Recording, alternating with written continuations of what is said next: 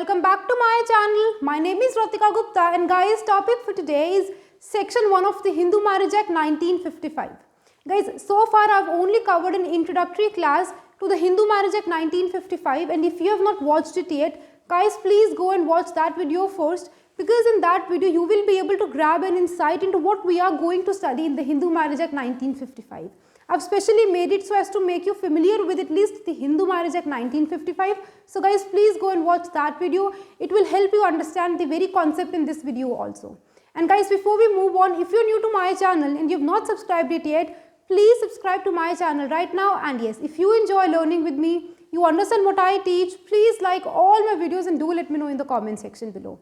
So guys, let's get started with Section 1 of the Hindu Marriage Act, which deals with the territorial applicability or the extent of the act. ठीक है guys, इस concept को समझने के लिए which deals with the territorial applicability or the extent of the act, you have to understand three very important terms. Before we read the bare act language, before I make you familiar with it, as always हम concept को पहले समझेंगे, जिसमें हम आज समझेंगे कि what is the meaning of migration, right? What is the effect of migration? Then we'll come to the very important concept which is domicile and then residence. इन तीन चीज़ों को समझना बहुत ज़रूरी है, and most important of them is the concept of domicile. अगर आपको domicile समझ आ गया, आपको section 1 में कोई problem नहीं आएगी. So you have to understand it very carefully. So guys, beginning with the concept, guys यहाँ पे हम देखेंगे क्या होगा कि I'll be making you familiar with the concept of migration first. ठीक है guys, जब भी एक इंसान माइग्रेट करता है, so it is understood कि that person can migrate either from one part of his own country to the other part of the same country. यानी कि अगर कोई इंसान माइग्रेशन करेगा तो वो किसी भी तरीके की माइग्रेशन हो सकती है. इंडिया के विद इन भी वो माइग्रेट कर सकता है, इधर from north to south, south to north, east to west, east to north, किसी भी डायरेक्शन में हम माइग्रेट कर सकते हैं within the same country India. But guys, migration बाहर भी होती है, अब्रॉड भी होती है, outside the territories of India. It means extra territorial migration भी होती है.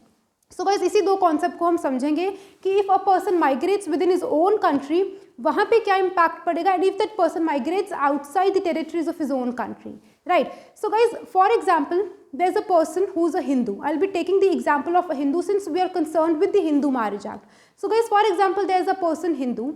When he migrates from one part of the country to the other part of the same country, अगर वो इंडिया में एक हिंदू रहता है, if he migrates from north to south, तो guys वहाँ पे क्या होता है कि that person definitely carries his or her personal law with himself or herself. In my previous video, in our introductory class, I've made you familiar that by virtue of birth of a person in a Hindu family, he is somebody who is governed by the Hindu law. आप ये नहीं बोल सकते कि I am not an ardent believer or follower of Hinduism, so मेरे पे Hindu law applicable नहीं होगा, be it Hindu Succession Act, Hindu Marriage Act or any other Hindu law. आप ये नहीं बोल सकते कि I am not an ardent believer or a follower, मैं तो हिंदुइज्म में बिलीव नहीं करता, I am anti-religious, maybe I am atheist, right, और नॉन रिलीजियस ऑल्सो. तो आप ये नहीं बोल सकते. मैंने आपको प्रीवियस वीडियो में ही बताया कि by virtue of your birth in a Hindu family, because your parents are Hindu parents, so you will definitely be governed by the Hindu marriage act और the Hindu laws, right. Until and unless you relinquish it, until and unless you abandon it, or you renounce that Hindu religion and embrace some other religion, you will be stuck and governed by the provisions of the Hindu Marriage Act. मैंने आपको previous video में ये चीज़ clear किया. वही चीज़ होती है कि just because a Hindu person has been born in a Hindu family to Hindu parents, he will definitely be governed by the provisions of Hindu law.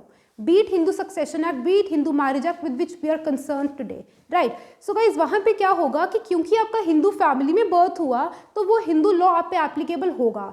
आप इंडिया के किसी भी पार्ट में चले जाओ, किसी भी पार्ट में विद इन इंडिया आप माइग्रेट कर लो, हिंदू लॉ आपके साथ रहेगा and you will be governed by the provisions of Hindu law. Similar is the case with Muslims, Christianity, Jews and Parsis. कोई भी religious community ले लो, सभी के साथ यही होता है कि those people have their own personal laws. Since India is a secular country, मैंने आपको previous video में सब कुछ बताया basics.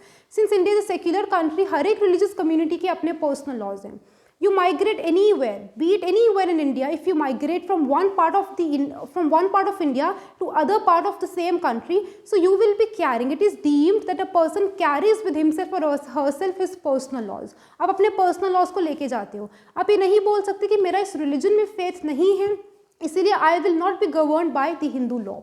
No, you have got to renounce it, you have got to abandon it, right? You have got to get over it. और उसके बाद you have got to adopt some other religion, embrace some other religion, उसको practice, profess and propagate करना होगा, तभी हम ये कहेंगे कि अब आप हिंदू लॉ पे आप पे एप्लीकेबल नहीं होगा और आप पे वो लॉ एप्लीकेबल होगा जिस भी कम्युनिटी में आपने क्या किया है, कन्वर्जन करी है, राइट। सो वही मैं आपको बताना चाहती हूँ कि guys if you migrate from one part of the country to the other part of the same country, what goes along with you is your personal law, right. आप उसको अबंडन जब तक नहीं करोगे तब तक you will be governed by it. It is not necessary that you have to be an ardent believer और follower of that religion. It means जो चीज़ एक कनेक्शन बना रही है ना, लिंक बना रही है your self with your system of law, आप पे कौन सा सिस्टम ऑफ लॉ एप्लीकेबल होगा, इन दोनों चीज़ों के बीच में जो नेक्सस है ना, it is by the religion. Religion है, if you migrate from one part of the country to the other part of the same country, for example India, वहाँ पे जो नेक्सस होगा, कनेक्टिंग लिंक होगा आपके बीच में और आपके सिस्टम ऑफ लॉ के बीच में। सिस्टम ऑफ लॉ मतलब कौन सा लॉ आप पे एप्लीकेबल होगा, हिंदू लॉ, मुस्लिम लॉ, क्रिश्चियंस का लॉ, पारसीज और ज्यूज, कोई भी लॉ आप पे एप्लीकेबल होगा, लेकिन वो कनेक्टिंग लिंक होगा आपका religion, right. Bye virtue of your birth, जिस भी कम्युनिटी में आपका बर्थ हुआ, अगर जिस भी कम्युनिटी में आपका बर्थ हुआ, इट इज अंडरस्टूड कि you will be governed bye the laws of that community so long you do not embrace some other's religion, right? It means you have got to renounce, you have got to abandon your own personal original law. जो आपका original personal law होगा, जब तक आप उसको abandon नहीं करोगे in favor of the place to which you have migrated, तब तक आप पे वही law applicable है, उसी law के provisions applicable होंगे, and you will be stuck by the provisions of that law. You have to abandon it, you have to relinquish it, right? You have to renounce it in favor of the laws of the community or the land to which you have migrated, right? अगर आप India के north से south में आते हो तो for example there is a Hindu person, अगर वो इंडिया के नॉर्थ से साउथ में माइग्रेट करता है, उसे लगता है कि साउथ में क्रिश्चियनिटी ज़्यादा है, अब वहाँ पे just because he has migrated from one part of the country to the other part of the same country doesn't mean उस पर हिंदू लॉ एप्लीकेबल नहीं होगा। ऐसा नहीं कि Hindu law will cease to be applicable या फिर provisions of Hindu law will cease to be applicable to that person, क्योंकि guys ultimately he is a Hindu by birth. By birth आप हिंदू हो, by virtue of your birth in a Hindu family you have become Hindu, और Hindu law आप पे applicable होगा। अगर आप चाहते हो कि साउथ इंडिया में जाने के बाद क्रिश्चियन लॉ आप पे एप्लीकेबल हो, so you have to renounce this Indian law, Indian Hindu religion of yours, and you have to embrace Christianity. उसको अगर आप एम्ब्रेस करोगे, अडॉप्ट करोगे, फिर आप पे क्रिश्चियन लॉ एप्लीकेबल होगा। आई होप आपको समझ आया। सो द कनेक्टिंग लिंक और the nexus of an individual with his system of law is the religion, is nothing but religion if you migrate from one part of the country to the other part of the same country। तो ये हो गया India में, क्योंकि guys यहाँ पे religion is the connecting factor।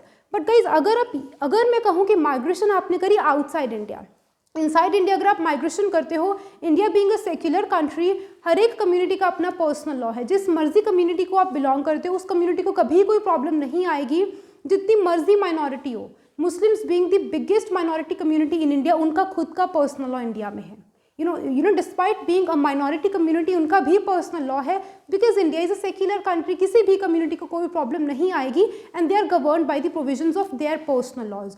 सो आप migration कर रहे हो within India, so you will be connected with the religion. जिस रिलीजन को आप फॉलो करोगे उसी रिलीजन का पर्सनल लॉ आप पे एप्लीकेबल होने लगेगा।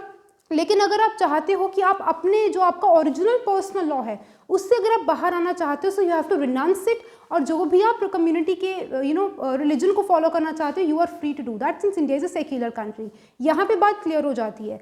But guys what about those people who have migrated from one part of the country to the other part of some other country? It means अब वो इंडिया में नहीं है, उन्होंने माइग्रेशन करके वो आउटसाइड इंडियन टेरिटरी चले गए। It means extra territorial migration कर ली।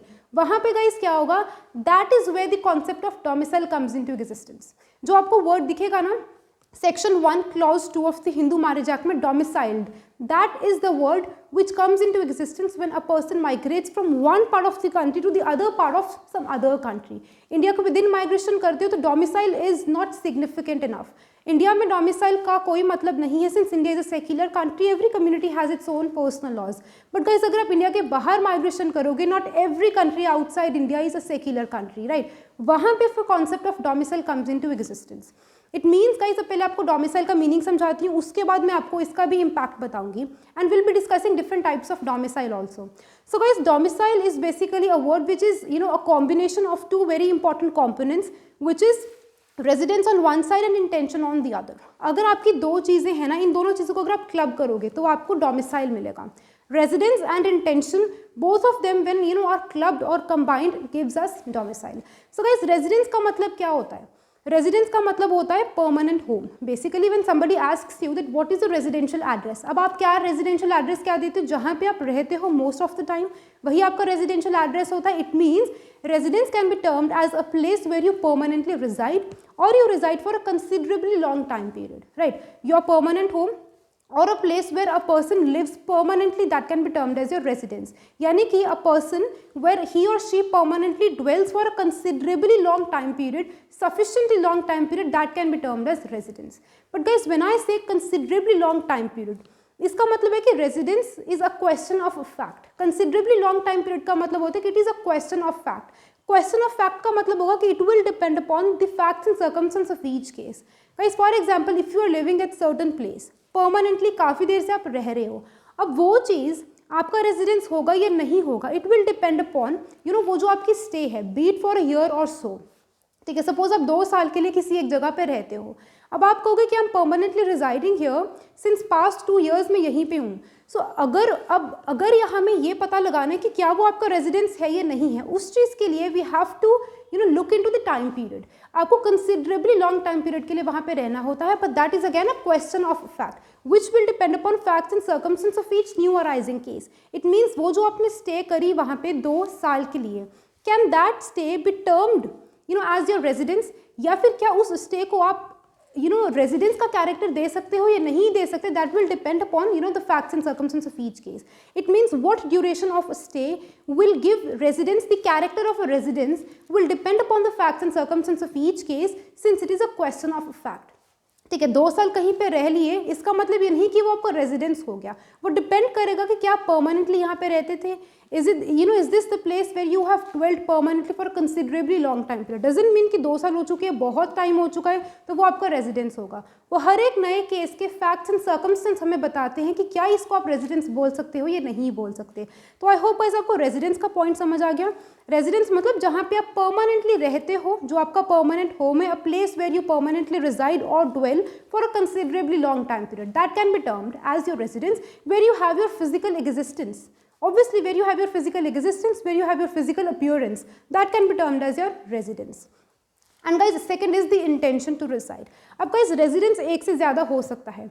इंडिया में ही एक इंसान का जगह जगह रेजिडेंस हो सकता है, राइट? एक रेजिडेंस किसी स्टेट में, दूसरा रेजिडेंस किसी स्टेट में। So within India a person can have residence at at so many places. Similarly guys, there is no bar, एक बंदे का रेजिडेंस आउटसाइड इंडिया भी हो सकता है। रेजिडेंस मतलब a place where you permanently reside, एक घर होना, that can be termed as residence. लेकिन गाइज, अगर मैं कहूँ कि रेजिडेंस और डोमिसाइल को जो चीज़ डिफ्रेंशिएट करती है वो है आपका इंटेंशन। गाइज, अब आपकी physical appearance eight a time किसी एक ही जगह पे होगी ना। सपोज आपका रेजिडेंस कहीं आउटसाइड इंडिया भी है, किसी भी फॉरेन कंट्री में है, कहीं पे भी अब्रॉड आपका रेजिडेंस है, और आपका रेजिडेंस किसी इंडियन स्टेट में भी है। बट गाइज, रेजिडेंस होना अलग बात है, आपकी फिजिकल अपीयरेंस एंड एग्जिस्टेंस वो तो किसी एक ही जगह पे होगी ना at a time. That can be termed as your intention, कि आपका इंटेंशन कहाँ पे है रहने का। रेजिडेंस कहीं पे भी हो सकता है, you can have more then 1 residence, but you can not have more then 1 domicile, because guys domicile में क्या आता है, इंटेंशन आता है, और इंटेंशन मीन्स आपकी फिजिकल अपीयरेंस, आपकी फिजिकल एग्जिस्टेंस वो तो किसी एक ही जगह पे होगी ना रहने का इंटेंशन। आप ये नहीं बोल सकते कि I have residence here in India also and abroad also, और मैं दोनों जगह पे रहता हूँ।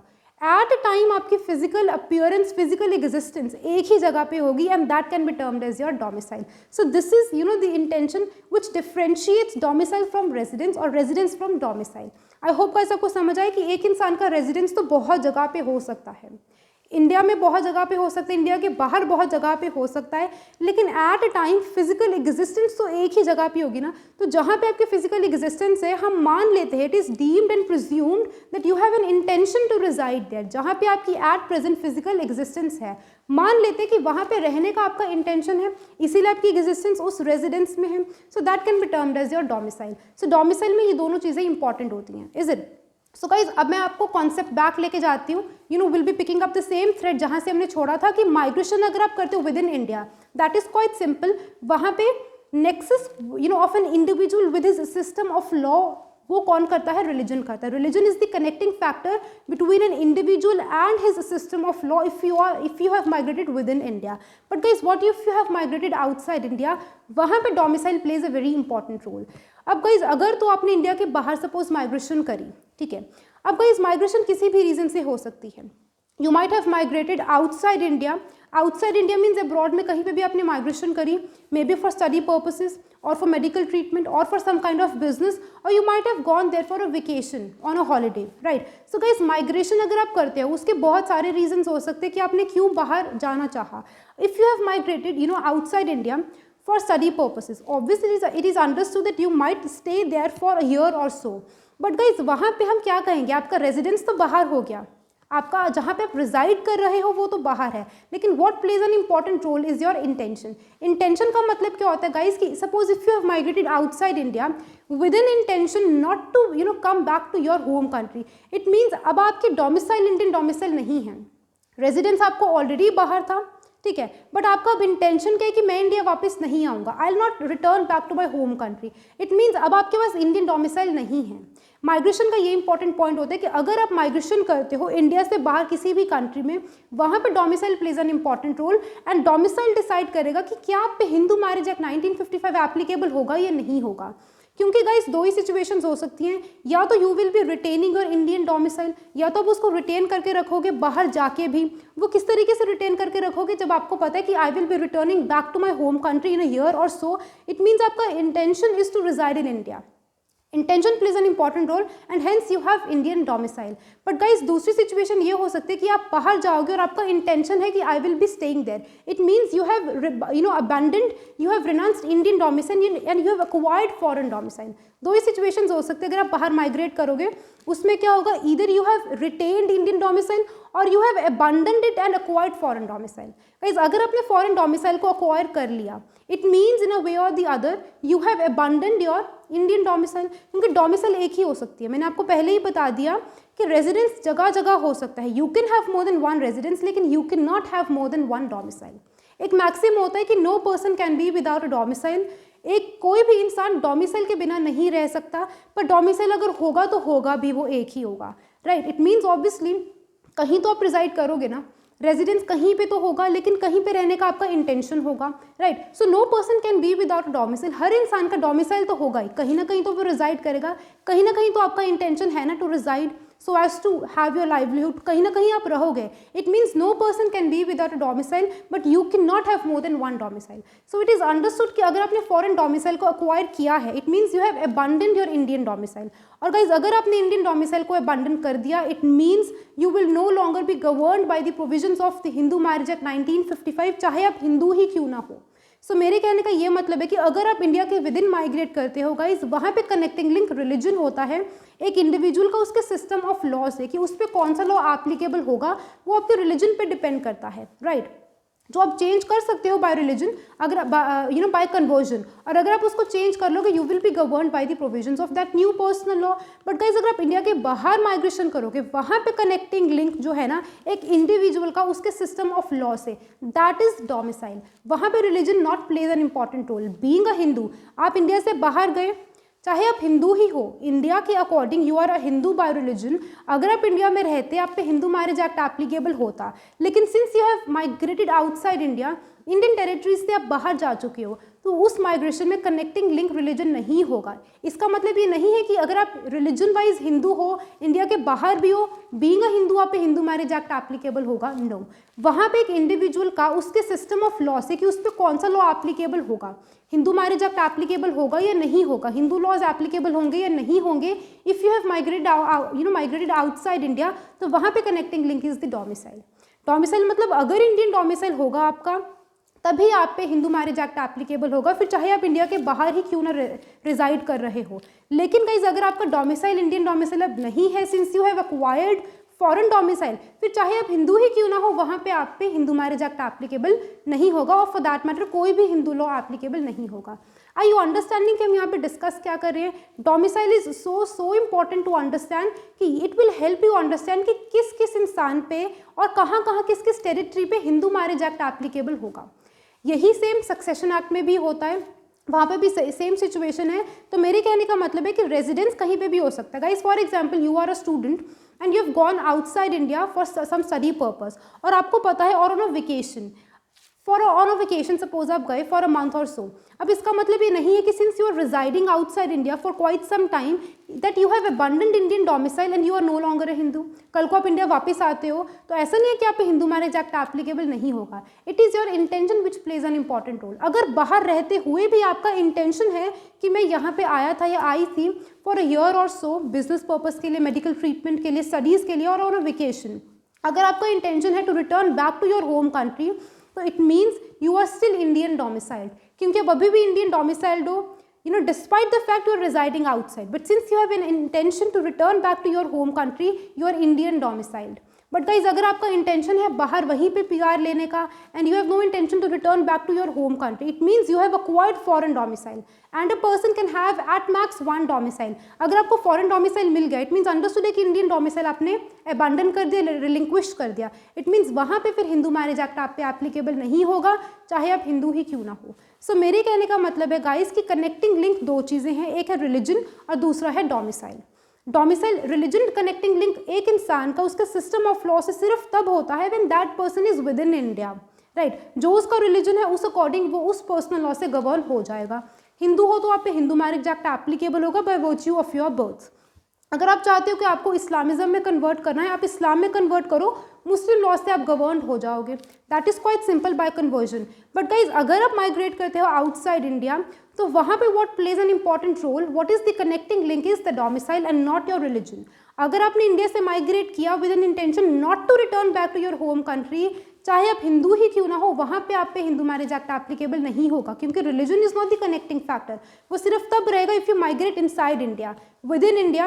लेकिन अगर आप बाहर चले जाओगे तो वहाँ पे connecting factor is your domicile. और डोमिसाइल क्या है, अगर इंडियन डोमिसाइल है तभी आप पे हिंदू मैरिज एक्ट एप्लीकेबल होगा, और for that matter any other Hindu law. लेकिन अगर आपका फॉरेन डोमिसाइल आपने अक्वायर कर लिए तो वहाँ पे यू हैव बिकम, अब आप इंडियन डोमिसाइल्ड नहीं हो, आपका intention is not to reside here in India, despite the fact you are a Hindu, आप पे हिंदू मैरिज एक्ट एप्लीकेबल नहीं होगा। और डोमिसाइल होता क्या है वो भी मैं आपको बता चुकी हूँ कि रेजिडेंस आपका बहुत जगह पे हो सकता है। जो मैंने आपको examples the, you might be residing outside India for study purpose, for business purpose और फॉर सम मेडिकल ट्रीटमेंट। तो इसका मतलब ये नहीं है कि आप इंडिया के बाहर आप रिजाइड कर रहे हो for quite some time for some reason. इसका मतलब ये नहीं है कि आप इंडियन डोमिसाइल्ड नहीं हो। डोमिसाइल को देखने के लिए सबसे important point is your intention, and intention is something which differentiates domicile from residence. अगर आपका intention is to return back to your home country, it means you are still Indian domiciled और आप पे हिंदू मैरिज एक्ट एप्लीकेबल होगा, इसके provisions applicable होंगे वहाँ पे रहते हुए भी।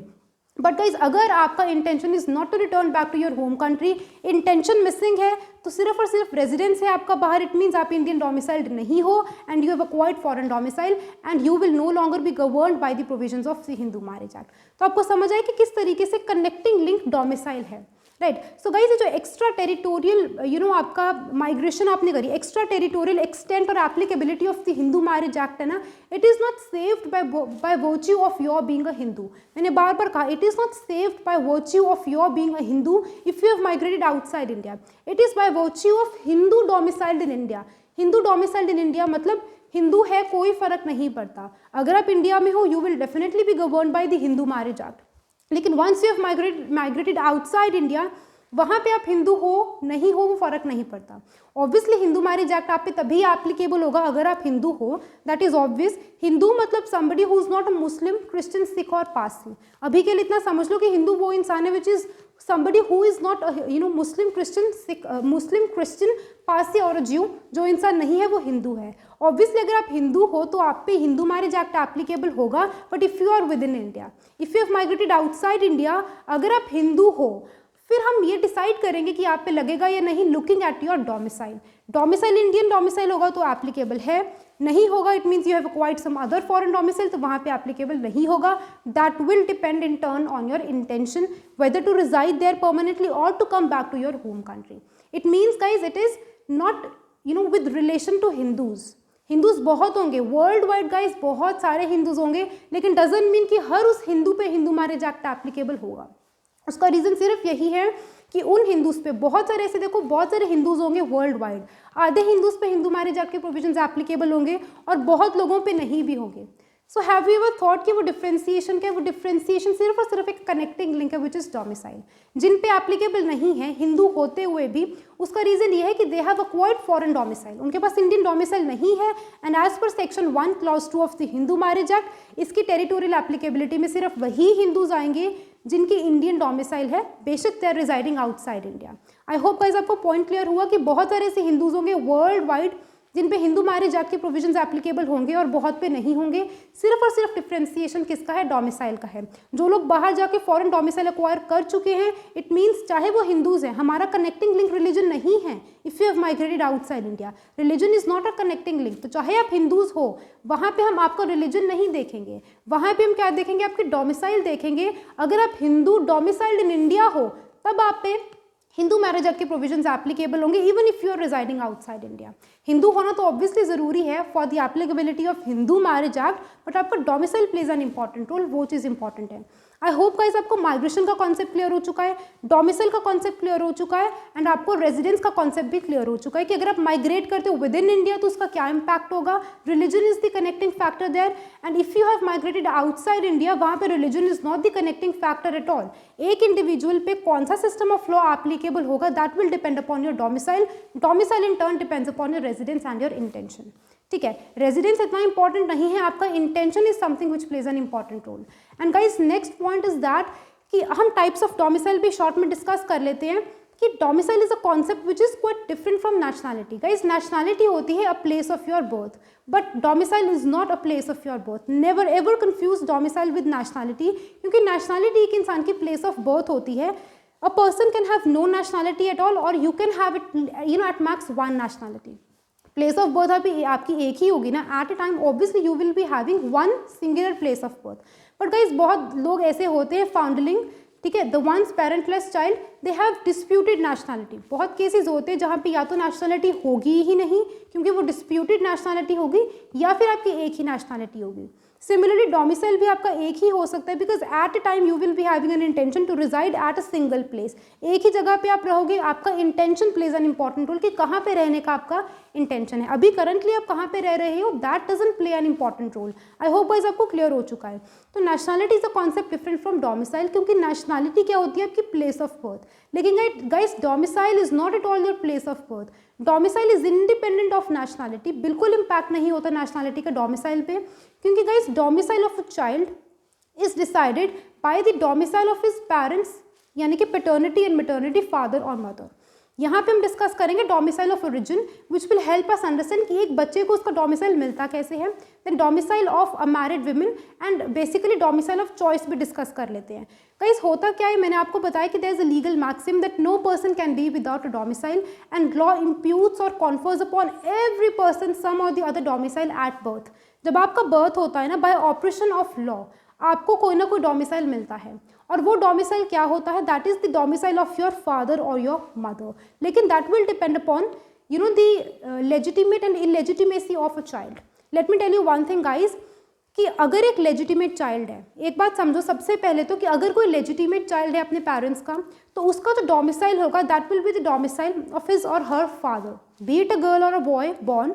उनका जो डोमिसाइल होगा, if he or she is a minor legitimate child, उसका जो डोमिसाइल होगा will be the domicile of his or her father.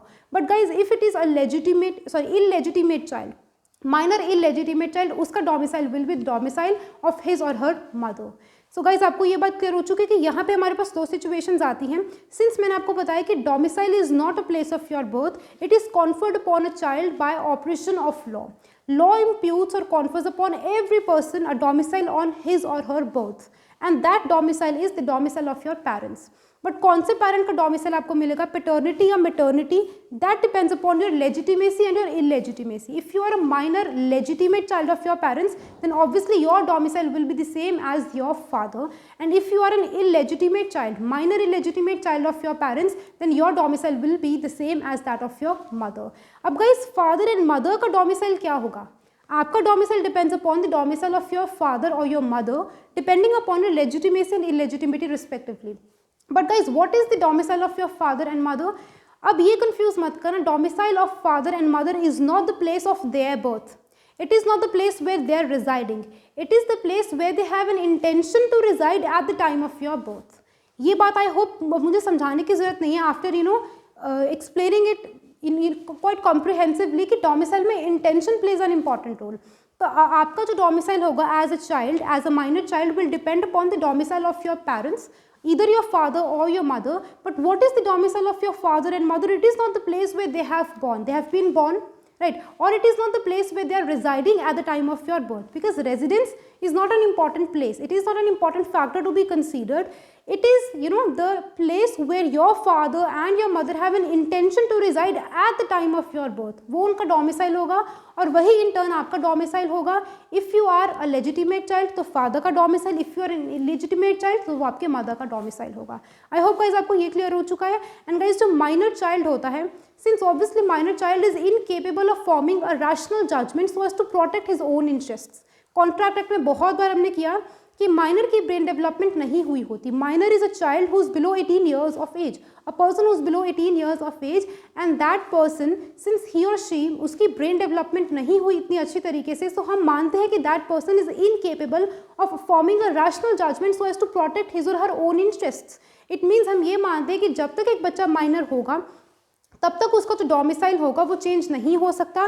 That will be the domicile of his origin. जो उसको domicile at the time of his birth मिला, either from your father और your mother, which depends upon your legitimacy and इलेजिटिमेसी, वही आपका जो domicile of origin होगा वो आपके साथ चलता रहेगा. You will be stuck by it जब तक आप उसको चेंज नहीं करते.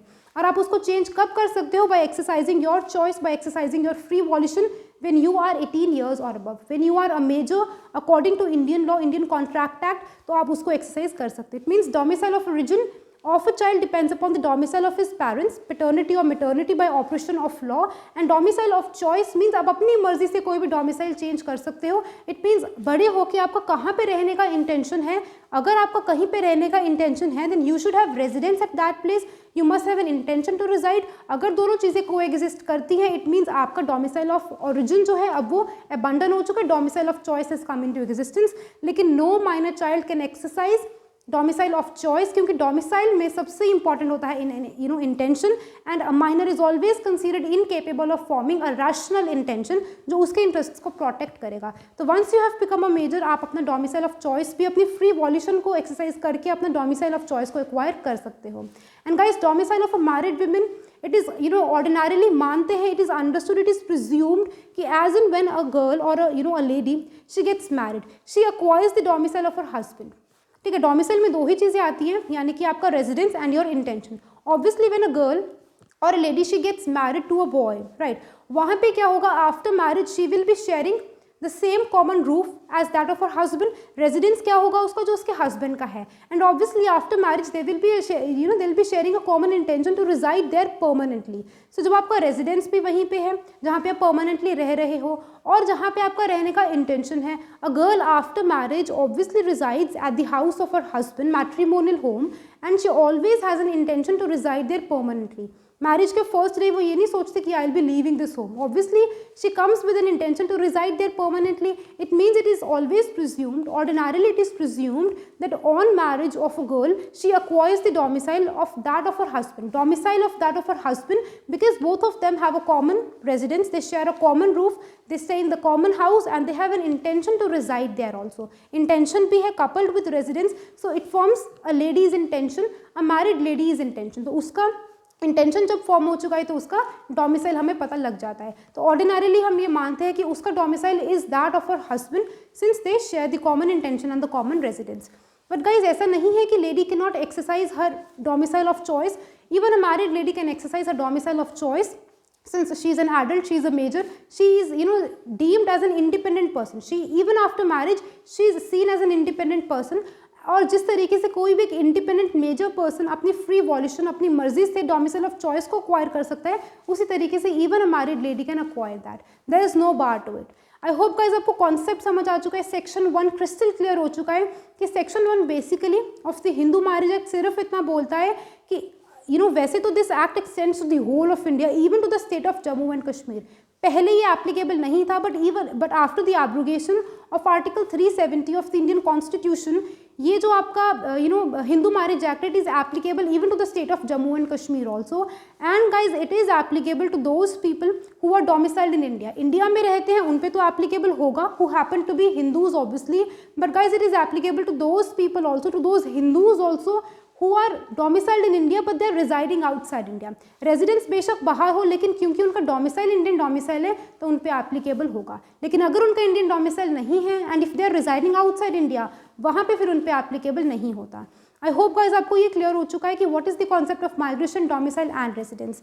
Still guys if you have any doubt pertaining to Section 1 of the Hindu Marriage Act, please feel free to comment in the comment box. Till then guys, keep learning, keep shining, stay safe and bye bye।